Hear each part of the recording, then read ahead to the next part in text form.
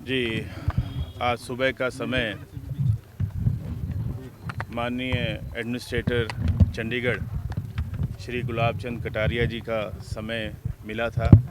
वो Punjab agriculture university Ludhiana में थे।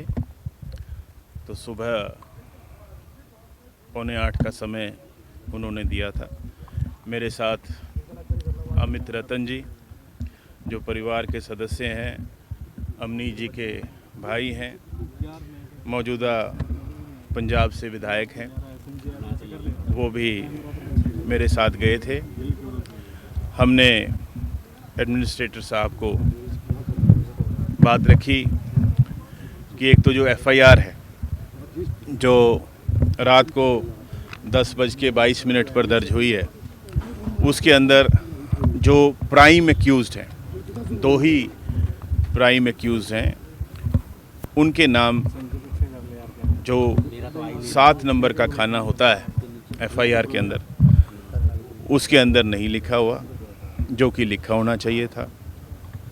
दूसरा कि जो इंक्वायरी है वो हाई कोर्ट के सीटिंग जज जो हैं उनकी चेयरमैनशिप में हो, जिससे कि वो निष्पक्ष जांच हो सके। और तीसरा कि परिवार को सिक्योरिटी जो है वो दी जाए। ये 3 मांगे थी। जब रात को मुझे बताया गया कि जब एफआईआर दर्ज हुई तो उसको जब परिवारजन ने पढ़ा, उसके अंदर कमियां पाई गई और उसके लिए भी एसएसपी चंडीगढ़ को दोबारा लिखा गया कि इसको दुरुस्त किया जाए। Section 325 of prevention of atrocities act वो जोड़ा जाए और जो 2 प्राइम एक्यूज्ड हैं,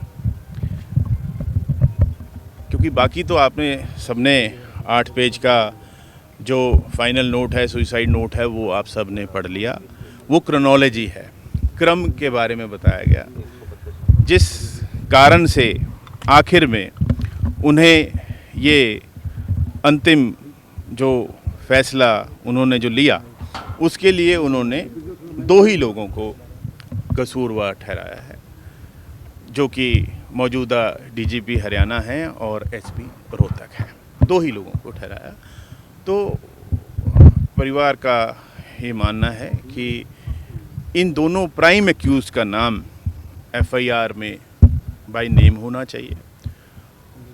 और अभी तक भी परिवार को जो डॉक्यूमेंट सीज किया था चंडीगढ़ पुलिस ने, उसकी कोई आधिकारिक प्रति नहीं दी गई।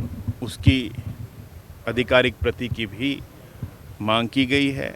और जो सेक्शन 325 जैसे मैंने बताया of prevention of atrocities act कि वो धारा भी एफआईआर के अंदर जोड़ी जाए। पोस्टमार्टम क्या होगा आज, बनी सहमति? देखिए, परिवार का यही कहना है कि जब तक एफआईआर दुरुस्त ना हो जाए तब तक वो इंतज़ार करेंगे।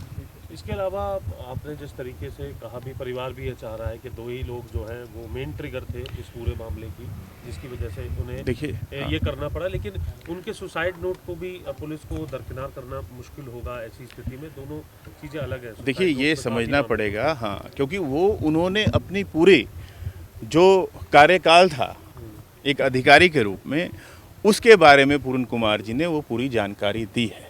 लेकिन जो आखिरी जो उन्होंने ये एक्सट्रीम स्टेप लिया, सुसाइड किया, उसकी जिम्मेदारी प्रमुखता से उन्होंने 2 ही व्यक्तियों के बारे में जो आखिरी पैरा है उसमें दी है। सर, कोई बात हरियाणा गवर्नमेंट से भी चल रही है अभी इनको रिमूव किया जाए इनकी पोजीशन? जी हाँ, बिल्कुल। देखिए, जब तक पदभार मुक्त नहीं किया जाएगा तो कैसे उम्मीद की जाएगी कि जो जांच होगी वो निष्पक्ष होगी, क्योंकि वो एक इस पोजीशन पे बैठे हैं कि वो जांच को प्रभावित कर सकते हैं। तो इसलिए ये तो हरियाणा के माननीय मुख्यमंत्री नायब सिंह जी से आग्रह प्रार्थना है ही है कि जो डीजीपी हरियाणा हैं और एसपी रोहतक हैं उनको पदभार मुक्त किया जाए।